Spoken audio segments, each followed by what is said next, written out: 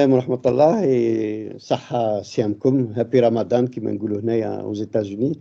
Et avant d'aborder le sujet de notre émission qui aujourd'hui, franchement, on se doit de les débattre avec toute cette propagande médiatique qui se fait contre notre pays et ces phrases assassines, je voudrais aussi dire aujourd'hui, puisqu'on est le 8 mars, souhaiter à toutes les femmes une bonne et joyeuse fête du 8 mars, c'est-à-dire l'année de la femme, et qui pour nous, comme toi, comme moi, etc., la femme, c'est tous les jours sa fête. Donc je voulais dire ça et saluer toutes nos sœurs, nos mères en cette occasion. Puis on revient au sujet. Alors ce sujet, vraiment, là, je suis absolument sidéré devant cette attaque, cette propagande qui est mise contre l'Algérie avec ces phrases assassines. Alors, toi, tu vis en France, donc c'est d'autant plus difficile pour toi, pour ton épouse, pour ta famille, pour ton enfant, ce amour. Comment ils perçivent ça et comment ça se passe au niveau sociétal maintenant, avec toutes ces attaques. Il n'y a pas une télévision, quand tu la mets, par exemple, la télévision française, où à un moment ou à un autre, on parle de l'Algérie. Pratiquement, ça fait la une des journaux et la une de toutes les unes télévisions. Voilà, alors je pense que tu es plus à même que moi de parler un petit peu de la situation dans laquelle vous êtes. Et bien entendu, puisqu'ils en parlent maintenant tout le temps, de ces accords de 1968 qui, à mon avis, à la lecture de ces accords et puis à l'application qui en est faite aujourd'hui, c'est absolument, enfin, je veux dire, je ne sais pas, c'est horrible, c'est vraiment horrible. Ça, dans la synotie. Ben, c'est vrai que à chaque fois, ils prennent comme prétexte les accords de 68. Les accords de 68, les Algériens, ils étaient avantagés en quoi? Il y avait une possibilité pour les Algériens, quand ils demandaient, un titre de résidence, pas un titre de séjour. Voilà, c'est ça la différence.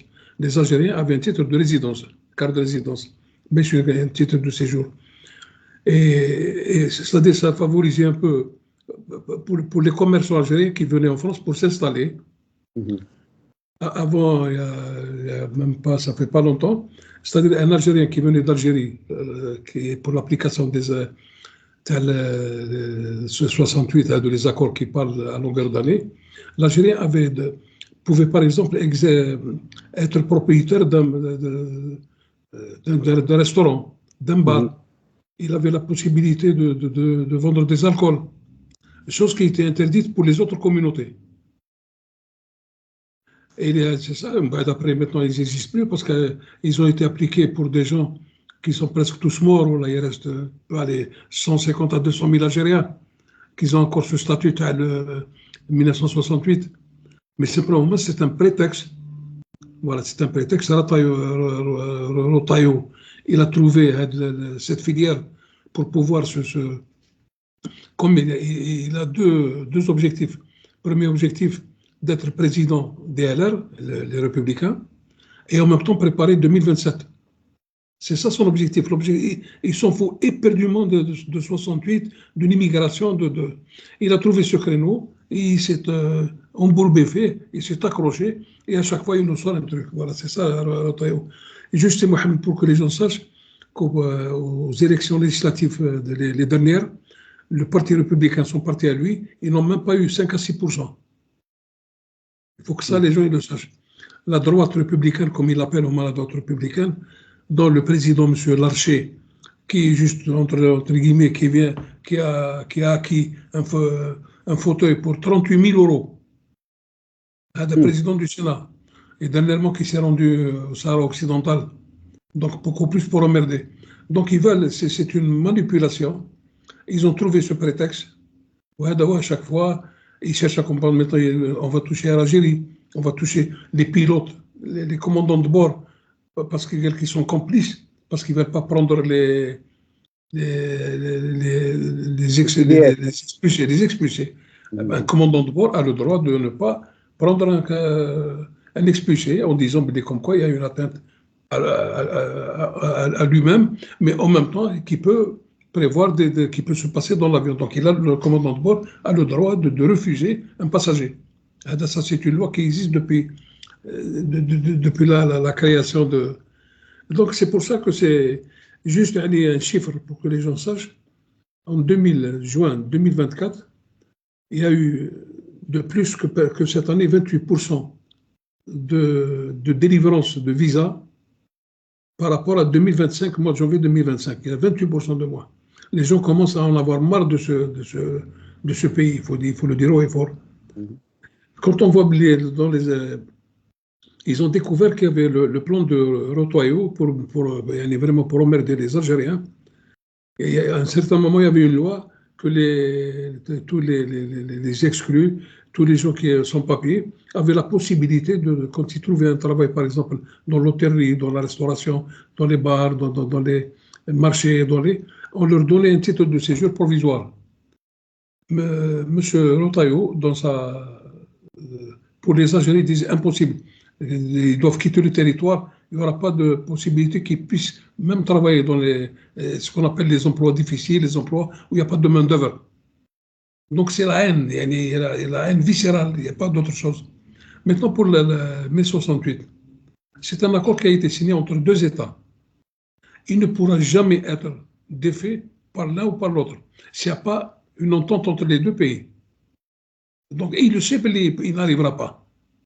Il le sait qu'il n'arrivera pas. Mais simplement pour enfoncer le clou, Mais ce que j'ai remarqué ces derniers temps, ça fait donc 10 ou 15 jours, la communauté algérienne commence à réagir. Et à réagir intelligemment.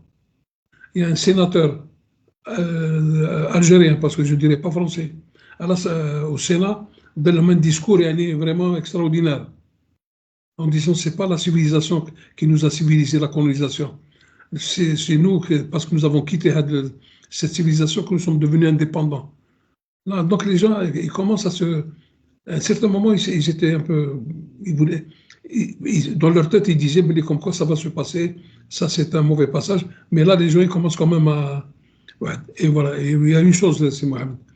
L'immigration en France, je pense, si mes chiffres ne sont pas... il y a dans les 600 000 immigrés qui ont une carte un titre de résidence. Un titre de résidence. Il y a dans les 600 000 à peu près. Et il y a 4 à 5 millions d'Algériens, des binationaux, qui ont la nationalité française. Voilà, et c'est pour ça que ça prend beaucoup d'ampleur. Il veut revenir sur les accords. Quand on voit un président de la République, Macron, qui est en contradiction totale avec son ministre de l'Intérieur et son Premier ministre. Absolument. Voilà, en disant que s'il devait y avoir des négociations, c'est au président, c'est pas à vous. Mais voilà, ils en profitent au maximum, c'est ça. L'Algérie jusqu'à aujourd'hui, tous les expulsés qui n'ont pas de titre consulaire, l'Algérie ne les accepte pas. Donc à chaque fois, il y a 2-3 qui reviennent, Voilà, et ça c'est une manipulation du ministre de l'Intérieur. Voilà, c'est tout, il n'y a pas autre chose. Mais il ne fera rien du tout, c'est Mohamed. Il ne fera rien du tout. Non, il ne fera rien du tout. Pourquoi il ne fera rien du tout? Parce qu'aujourd'hui, on n'est plus avant 62, on n'est plus loin. L'Algérie, elle a évolué. L'Algérie, c'est une puissance qu'on ne veut pas. Donc, il se prépare. L'objectif, au mois d'avril, je crois qu'il y a les élections. Le parti du LR, les Républicains. Et il se prépare pour 2027. Voilà. Et le problème pour 2027, il y a Bayrou, il y a lui, il y a Darmanin, il y a un grand groupe qui voudrait être président. C'est ça donc moi, sincèrement, Wallah al-Adim, ça me... C'est un... Comment dire, je ne sais même pas l'employer. Pour moi, personnellement, il n'y a aucune crainte des Algériens qui vivent dans ce pays. C'est un pays quand même où il y a des lois, il y a une constitution, il y a des institutions, donc on ne fait pas n'importe quoi. C'est-à-dire que, eu égard au tableau que tu viens de brosser, tu dis qu'il n'y a pas d'inquiétude. J'aimerais tant que tu aies raison, mais moi, vu ça de loin un petit peu, je suis, à partir de New York, je suis les news. Et je voyais même, par exemple, ce qui m'inquiète, c'est au salon de l'agriculture, bon, qui est quand même un passage obligé pour tous les politiques. Et Dieu sait si aujourd'hui la France souffre un petit peu, surtout les agriculteurs français souffrent. Mais au lieu de ça, tu as un Premier ministre Barou, qui dit que c'est inacceptable que l'Algérie a refusé 10 fois de reprendre avec l'assaillant de Mulhouse. D'abord, ils ont menti sur les attentats, enfin, entre guillemets, l'attentat de Mulhouse. C'est deux SDF qui se battaient et ce monsieur qui a été tué, c'est parce qu'il a voulu intervenir. Mais bon, moi, 10 fois QTF, mais pourquoi? D'abord, la question, c'est, il avait des problèmes psychologiques, pourquoi il était encore dans la rue? Et l'Algérie, comme tu l'as dit à juste titre, n'a jamais refusé de le recevoir. C'est parce qu'il y a un protocole à suivre, d'après ce que j'ai compris, et qui n'était pas suivi. Donc, et puis en plus, bon, ça, en plus, il dit ça au Salon de l'agriculture et sachant l'importance de c'est un des salons les plus importants de France. Maintenant, il y a autre chose, c'est il glisse euh,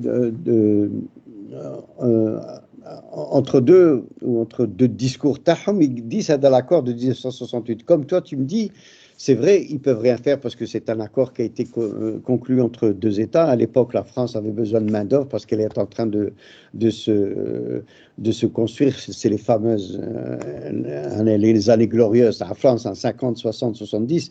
Et bien évidemment, les Algériens, eu égard à cet accord, pouvaient s'installer, pouvaient travailler, etc. Bon, ils l'ont revisé, je crois. Si j'en crois mes notes que je vois là, ça a été révisé en 85, en 94 et en 2001, mais les grands principes de cet accord sont toujours appliqués. Il y a toujours des possibilités. Bon, bien que maintenant pour les visas, ça devient un peu plus difficile. Maintenant, ce qui me chagrine un petit peu, et c'est là où j'ai besoin de ton aide, l'Algérie n'a plus de représentation, enfin d'ambassadeur, et ça fait plusieurs années. Et l'Algérie, elle compte quand même, je crois, 17 ou elle a 18 consulats. C'est 6 millions entre les... Je crois que c'est dans les 22 consulats. Oh, 22 consulats, donc c'est bien que tu me corriges. Et comment se fait-il qu'il y a ce vide de représentativité pour protéger cette communauté? Parce que toi, tu me dis, c'est vrai qu'il n'y a pas... enfin, pour l'instant, ça se passe bien. C'est vrai que la pyramide sociétale de l'Algérien de 2025 n'est pas la même que celle de 62 ou de 68, ou je dirais même dans les années 70. Mais pourquoi il y a toujours, encore une fois, cette position du gouvernement? Mais vraiment, c'est des attaques contre ton Premier ministre qui dit ce qu'il a dit sur l'Algérie. Quand tu as Rotaillot qui revient de plus belle et qui, franchement, c'est de menaces, sans oublier Darmanin, comment pouvez-vous, tout m'inquiète en France, ignorer ça? Et c'est ça un petit peu qui m'inquiète, Anaya.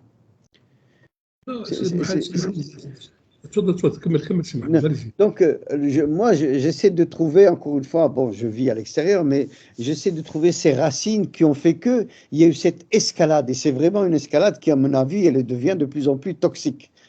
Bon, tu as parlé, par exemple, de la France et son soutien à la cause et son soutien, pardon, au Maroc pour dire que le Sahara, les territoires sahraouis sont marocains. Moi, comme tu le sais, je m'occupe des Sahraouis depuis plus de 30 ans au niveau des Nations Unies, de la 4e commission. La France ne s'est jamais cachée de son support. Jamais. Mais ce qui m'inquiète, par contre, c'est que la France a envoyé Rachida Dati, sa ministre de la Culture, dans les territoires occupés. Ce qui m'inquiète, c'est que le président du Sénat français s'est rendu dans les territoires occupés. Et ça, qui fait de la propagande, qui fait de la provocation? Un DNA qui m'inquiète, au-delà des accords de 1968 qui sont remis en cause. Quand j'entends Rotaillot qui dit l'Algérie cherche à humilier la France, je ne sais pas, moi, c'est pas comme ça que je le lis, hein, et que ça, c'est Rotaillot, mais quand j'entends, par exemple, le président Macron devant les ambassadeurs africains et ce qu'il a dit sur, entre guillemets, le déshonneur de la France pour avoir arrêté Sansal, ça, je me pose des questions. La liberté d'expression, bon, le plus vieux prisonnier en France, c'est quelqu'un qui a voulu s'exprimer, c'est un Palestinien. Il est en France, il est en prison en France depuis plus de 30 ans maintenant. Donc, comment on peut accepter ces discours et comment arrêter cette escalade? Parce que moi, c'est ça qui me fait peur. J'ai peur que ça éclate. Et les premières victimes, Anam, toi, c'est Mohamed, le problème qui se pose, l'Algérie est en train de payer son soutien total à la Palestine. Moi, je vais encore plus loin. Il y a 2-3 jours de ça, ou un peu plus, il y a une station ici à Marseille, à Paris, c'est la station Sud, je crois que ça s'appelle. Ils ont invité Farhat Mehni. Oh là là, ouais. Farhat Mehni. Ça, donc, ça veut dire. Donc, c'est pas le pouvoir, ça, c'est pas le gouvernement qui fait ça. Il y a une presse qui est hostile à l'Algérie. Une presse revancharde. Pourquoi? Parce que l'Algérie, elle a soutenu le peuple palestinien. Ni plus ni moins. C'est le premier point. Le deuxième point, si demain l'Algérie, elle va commencer à demander à la presse algérienne, à demander à la télévision algérienne, si demain les mouvements kanaks qui veulent l'indépendance de la Nouvelle-Calédonie, si l'Algérie leur donnait un bureau à Alger, qu'on appelait la Mecque des révolutionnaires, si demain les indépendantistes réunionnais veulent venir s'installer en Algérie et donner cette possibilité à toutes à Mayotte, l'indépendance de Mayotte et tout ça, ils viennent s'installer en Algérie. Quelle va être la position de la France vis-à-vis de l'Algérie? Est-ce qu'elle va les laisser? Est-ce qu'elle va couper complètement le C'est ça ce qui se fait. On n'a plus une presse, par exemple, qui juge, une presse qui essaie d'avoir des analyses objectives. On a une presse d'opinion. Cette presse-là, ça veut dire quoi? Elle est en train de pousser au maximum CNews, par exemple. S'il n'y a pas par jour 4-5 fois qu'on ne parle pas de l'Algérie, ils ne sont pas contents. Ça, c'est vrai. Voilà, ils ne sont pas contents. Les autres chaînes, ils commencent un peu. Quand on voit Antenne 2, qui vient de passer un documentaire sur Farhat Mehni, le MAC et tout ça. Donc, la presse, elle est dirigée elle est libre, la presse en France. C'est pas l'État mais les journalistes, ils ont une dent contre l'Algérie. Et pourquoi? Parce que lorsqu'il y a eu le conflit entre les Palestiniens et les Israéliens, Tebboune, il a dit que si on avait la frontière avec Israël, ça ne se passerait pas comme ça. Puis ils ont pris ce mot, c'est ça le véritable problème. Mais ils se trompent sur le peuple algérien, c'est Mohamed. Ils se trompent, c'est pour ça, nous, on est inquiets des fois. Mais je dis, Wallah, quand vous sortez dans la rue, Wallah, les gens, ils ne savent même pas si ça existe, avec le problème, là, ça n'existe pas. Ah bon? Ils s'en foutent éperdument. Wallah, je n'ai pas vu quelqu'un me parler, par exemple, de ce problème dans le Had. Ouais. Impossible. Wallah, ils s'en foutent éperdument. Parce qu'ils savent que ça n'aboutit à rien.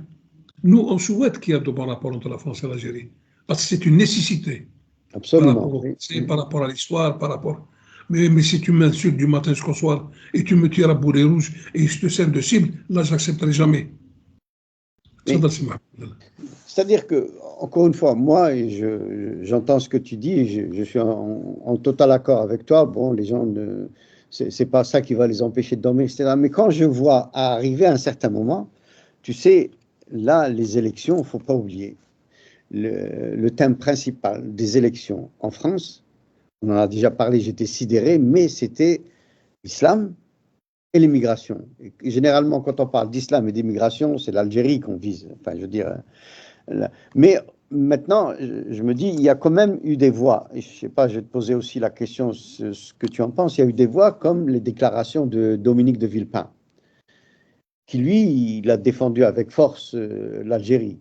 Et il y a d'autres voix, par exemple celle de Ségolène Royal, dont le père était un général, et la manière dont elle parle, dont elle illustre ce que disait son père sur la guerre d'Algérie pendant qu'il combattait. Il reconnaissait bien évidemment la valeur non seulement des combattants algériens, mais aussi la véracité de leur demande, à savoir l'indépendance. Est-ce que ça va un peu influencé, ou alors ça aussi c'est une goutte d'eau et personne n'écoute Villepin, qui est la voix de la sagesse, à mon avis, ou bien Ségolène Royal, ou même encore avec Mediapart, Edwell, Ewin. Et Pedal. C'est une grande personnalité. Parce que là, moi, c'est ça un petit peu, j'ai peur que ça éclate. Je vais reprendre un petit peu ce qu'a dit Ibn Rushd, enfin Averroès, c'est lui qui dit l'ignorance mène à la peur, la peur mène à la haine et la haine conduit à la violence. Et moi, encore une fois, moi je vis aux États-Unis, je suis à partir des médias, mais toi qui vis là-bas, tu me dis, bon, maintenant les gens ne sentent pas ça, mais moi j'ai quand même un souci avec ça. J'ai peur de cette violence. J'ai vraiment peur de cette violence parce que moi je me souviens les quartiers, par exemple, d'Aubervilliers, les quartiers addicts à Lyon ou bien encore chez toi à Marseille. Quand il y a eu ce genre d'attaque, il y a un certain moment, il y a eu des réponses et ces réponses ont toujours été très, très, très violentes. Non, c'est Mohamed, moi, sincèrement, là, il y a Karim Zeribi aussi qui défend l'Ouad. Ah oui, absolument. Ça, on pourra en parler si tu veux. Il y a Jean-Michel Apathy qu'on vient de lui interdire de passer à France Inter. Apathique, de même qu'ils ont fait ça avec Boniface aussi. Boniface, ça y est, là. Enfin, là, Boniface, il est pas de revenir. Non, il est revenu, je l'ai vu à la télévision sur Antenne 2 il y a 2 jours. Par contre, Jean-Michel Apathy, le dernier sur son compte Facebook, il disait maintenant, j'ai les mains libres, j'étais sur l'Algérie, c'est un hors d'œuvre. Maintenant, on va passer aux choses sérieuses. Et là, je vais vous dire tout ce qui s'est passé pendant la colonisation.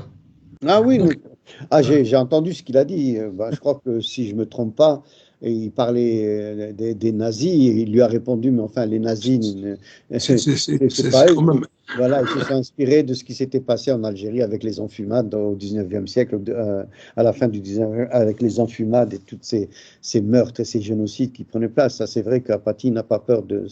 Parce que, bon, encore une fois, il parle de la liberté d'expression, etc. Juste une chose de Villepin. De Villepin sur le baromètre des hommes politiques ici en France. Oui. Quels sont les hommes politiques les plus appréciés par les Français? En première, c'est Marine Le Pen. Et en deuxième position, c'est De Villepin. Le maire, moi, j'ai d'origine algérienne, c'est ça le. Moi, je suis. Les adjoints, Isaac. Non, c'est l'évolution liée. Il y a 20 ans en arrière, c'est rare qu'on entendait un conseiller municipal d'origine algérienne. Dans le 15-16e, la mer, c'est l'un des quartiers les plus, où il y a le plus de la population. 15-16e, la mer, c'est une Algérienne. Là, je te rejoins, Nordine. C'est vrai que dans. Et l'adjoint au maire de Marseille, la première adjointe au maire de Marseille, c'est une Algérienne. Tu sais, encore une fois, ce que tu dis, j'abonde dans ton sens et c'est vrai, on ne peut pas nier l'évidence. Si tu prends il y a 20 ou 30 ans, tu n'avais pas de Sonia Mabrouk à la télévision. Tu n'avais pas de Hadak, le petit Mohamed avec cet avou, avec Isabelle Babette, le moine. Donc, des journalistes, etc., Myriam sur France 24, etc. Ça, c'est vrai que ça commence. Mais moi, je dis encore une fois, j'espère qu'on aura encore plus. Bon, je sais que j'ai lu aussi, il y avait 2 ou 3 préfets qui étaient d'origine algérienne, dont une femme d'ailleurs, des commissaires de police, mais il y a une flopée d'Algériens, ça, moi, quand j'ai regardé les statistiques, j'ai dit, mais encore une fois, ce que je me dis, c'est que ça, c'est une goutte d'eau dans l'océan, et encore une fois, moi, je voudrais qu'il y ait cette, comment dire, je t'en ai déjà parlé, moi, je regrette l'amicale des Algériens en Europe de l'époque, parce que vraiment, elle était vraiment dans les familles. Il y avait vraiment comment dirais-je, un combat qui était mené de front contre justement la naissance. Encore à l'époque, c'était Jean-Marie Le Pen, hein, c'était tout nouveau dans les années 70, etc. Mais les Algériens étaient beaucoup plus actifs qu'ils ne l'est aujourd'hui, en gardant les proportions. Parce qu'en Algérie, il ne faut pas oublier, l'immigration algérienne en France, il y a 3 levels. Le premier, c'est la génération de mon père. C'est 50, 60, 70, ce sont des réfugiés économiques qui sont venus en France parce qu'on avait vu d'eux. Après, il y a eu leurs enfants, c'est-à-dire nous, plus ou moins, mon père nous a toujours poussé à faire des études, on a eu cette chance, etc. Mais maintenant, la troisième, c'est ces jeunes qui sont complètement délaissés à eux-mêmes. Complètement délaissés à eux-mêmes, livrés à la vindicte, si tu veux, de la délinquance, de la prostitution, de la drogue, etc. C'est Mohamed. Wallah, c'est une minorité. Ah bon, d'accord. Wallah, c'est une minorité. Moi, là, avant, quand on allait, par exemple, dans un bureau de poste, c'est rare de voir, allez, je dirais, maghrébins ou un africain. Ça, c'est vrai. Tous les bureaux de poste, il y a toujours des maghrébins et des africains. Vous allez dans les banques. Là, j'en ai vu, c'est vrai, dans les banques. Moi, j'étais banquier, j'étais en poste en France, j'ai vu ça. Il y a une évolution. Ça, c'est pour ça que toute cette histoire qui existe, il y a un lobby là en France, un lobby raciste et xénophobe. Il parle comme quoi, là, en 2024, si je ne me trompe pas, les naissances, ils ont été moins importantes que les décès. Au chef, d'après les naissances, dans les 50%, ils sont tous d'origine étrangère. Maintenant, c'est pour ça que Zemmour, il parle de remplacement. Ok, je vois. Il sait que dans 10 ans, 15, 20 ans, ça c'est plus que sûr qu'il ne le veut pas. Ça c'est un nouveau monde. Ils sont obligés de l'accepter. Ils ne peuvent pas l'admettre. Ils ne peuvent pas l'admettre. Mais c'est fait. Comme il dit, c'est la première fois en 2024, les naissances en France, ils ont été moins importantes que les décès. D'habitude, il y avait un équilibre. Il y avait, je crois, dans les 800 000 naissances par an et dans les 800 000 à peu près décès par an. Donc, ça a équilibré le. Mais là, c'est pour ça qu'aujourd'hui, ils reprochent au gouvernement, le gouvernement d'avant, de ne pas avoir fait une politique familiale pour les familles, pour avoir des enfants, pour avoir né. Quelle est aujourd'hui, si on prend un exemple à Marseille ou là, on prend un maghrébin. Et on prend par exemple un Français de souche, si on peut l'appeler. Le Maghrébin, il peut faire deux, trois gosses, mais le Français de souche, il ne fera qu'un seul gosse. Et vous qu'avec ce qui se passe actuellement, et c'est ça que Zemmour et sa femme, et Ouaddi assistent à le maire de Béziers et tout ça, ils savent que le train, il a démarré. Ils ne peuvent plus l'arrêter, ça c'est plus que sûr. Alors là, j'ai une question que je vais te poser, si tu peux m'éclairer. Est-ce que le droit du sol et le droit du sang, est-ce que ça a été amendé ou pas? Non, parce que ça, c'était le cheval de bataille pendant les élections. Le droit du sang, maintenant, même l'ex-premier ministre Manuel Valls, même lui, il parle du droit du sol, mais simplement pour Mayotte, pas pour la métropole. Il parle pas pour la métropole. Va continuer, Non, pas pour la métropole. Ils ne veulent même pas entendre parler. Mais le droit du sang, je pense que le droit du sang, il passe en priorité. Quelqu'un qui a donné sa famille le sang pour ce pays, pour qu'il soit libre. Voilà, donc c'est ça. Même pour Mayotte, pour le moment, il n'y a rien. Ils parlent comme quoi ils sont en train de faire des lois. Bon, pour le moment, il n'y a rien du tout. C'est vrai, entre ce qu'ils disent et ce qu'ils vont faire, ça fait deux. C'est vrai que la France, elle est dans une situation critique sur le plan économique. Ça, personne ne peut le contester. Toute l'Europe, à part l'Allemagne, a des challenges. Et c'est pour ça qu'ils sont en train de tout faire pour essayer de trouver une solution. Nous, ce qu'on souhaite, parce qu'on arrive à la fin, on souhaite, Inch'Allah, que la France et l'Algérie puissent trouver, par exemple, ne serait-ce que... il faut des intermédiaires. Moi, je vois très bien Villepin, voilà, une ségonnale royale. D'ailleurs, je crois qu'il a été invité, Villepin, en Algérie. Je pense qu'ils vont l'inviter. Ou là, il a été invité, je ne sais plus. Non, même Raffarin, tous ces gens-là, c'est des gens censés. Oui, Raffarin aussi, bien sûr. Ouais. Un exemple. Donc, Raffarin, lorsqu'il y avait un conflit entre la France et la Chine, c'était lui qui partait en Chine pour régler le problème. Donc, parce que ça ne peut pas durer, impossible. Non, moi, parce que bon, je vois ton fils, par exemple, quel est l'avenir pour ce gamin quand tu es confronté à tous ces problèmes? C'est ça un petit peu, moi, qui me fait peur. Enfin, je ne sais pas, encore une fois, je suis peut-être trop sensible, mais... Je suis persuadé, nous, à l'Assemblée nationale française, nous avons des gens de chez nous qui défendent l'Algérie et vraiment à bras le corps. Au Sénat, nous avons des gens de chez nous. C'est pour ça qu'il y a une évolution.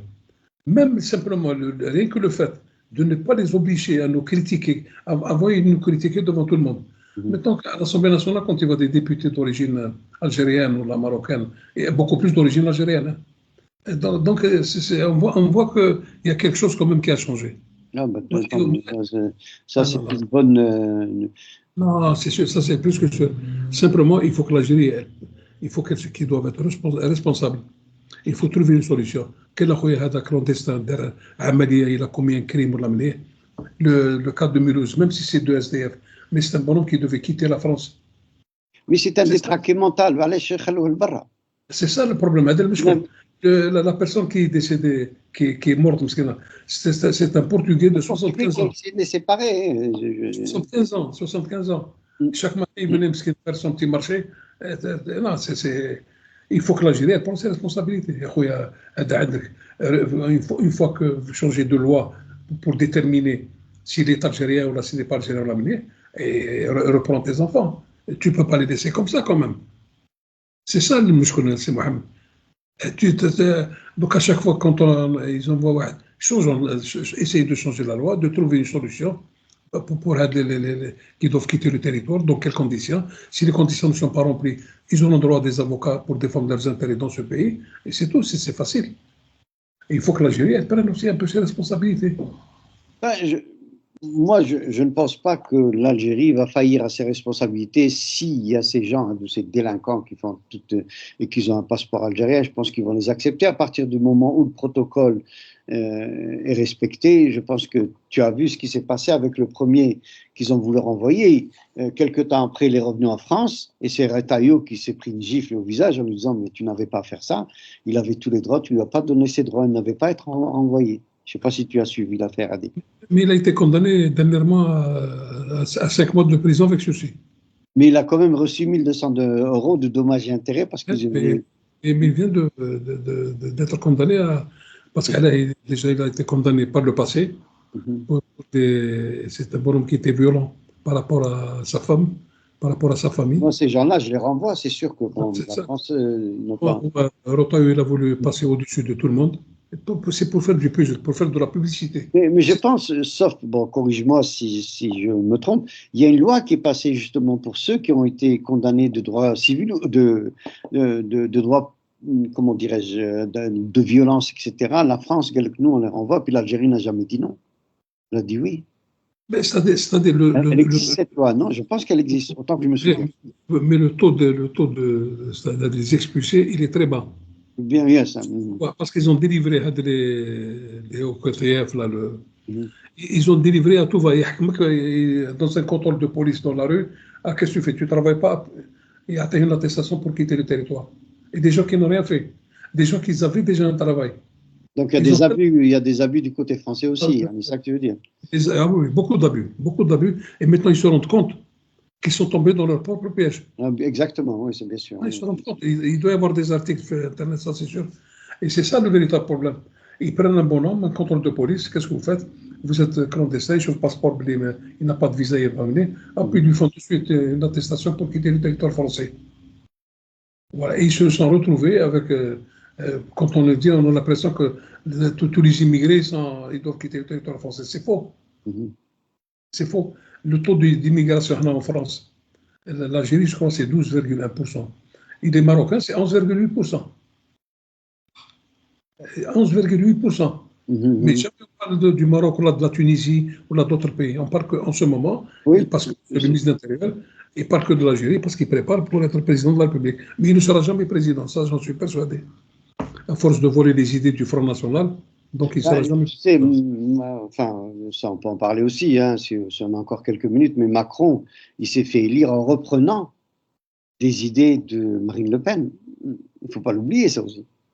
Oui, mais quand même, il a été plus souple, par exemple, vis-à-vis des étrangers. Pas, mais toujours est-il qu'il a soulevé, il a mis en exergue le problème effectivement, il y a un problème avec l'immigration, et que, bon, il n'a pas dit, il ne faut pas accepter toute la misère du monde, mais presque, ça, je me souviens, parce que je l'ai suivi, et j'étais très choqué.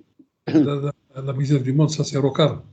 Oui, non, ça, on en a déjà parlé, mais je te dis, il a repris, et comme Michel Rocard, il a dit, subjugué, qu'est-ce que ça veut dire ou submerser, je ne sais plus quel mot il avait utilisé. Submerser. Mais ça, c'est le Premier ministre français qui l'a dit. Parce que c'est Bayrou qui l'a dit. Mais Bayrou, il est en train qu'il prépare sa campagne électorale. Il a eu de la chance. Il représente 8%, 5%, 4%. Mais pour l'élection présidentielle, leur objectif, c'est d'arriver au deuxième tour en face de Marine Le Pen. Et tous les autres, la plupart des gens, ils vont voter Bayrou, ils ne vont pas voter Marine Le Pen. C'est ça la révolution. Donc, ils veulent séduire une partie des électeurs du Front National.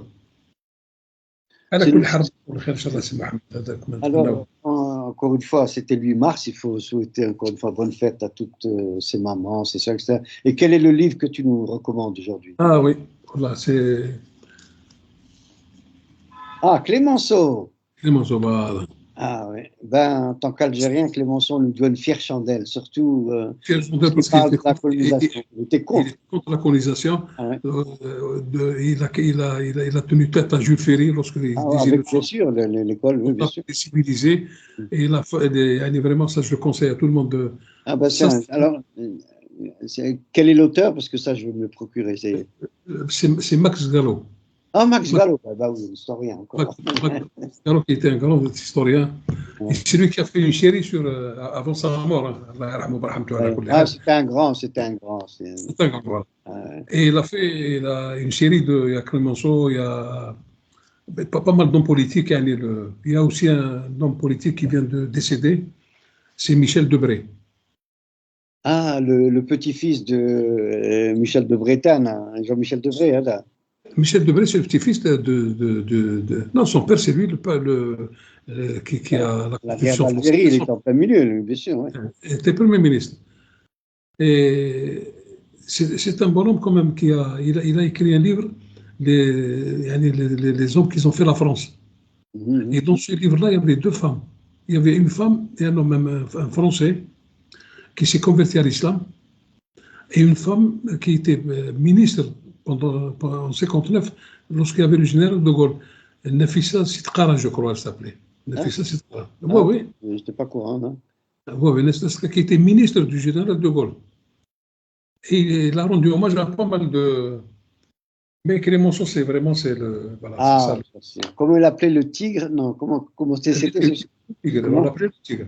Le tigre, voilà, c'est ça. Ouais. Moi, c'était avec la controverse qu'il avait avec Jules Ferry, ça je l'ai beaucoup suivi parce que je m'intéresse bien sûr à l'application. Mais... Non, il était contre la colonisation. Ah oui, oui. Contre la colonisation.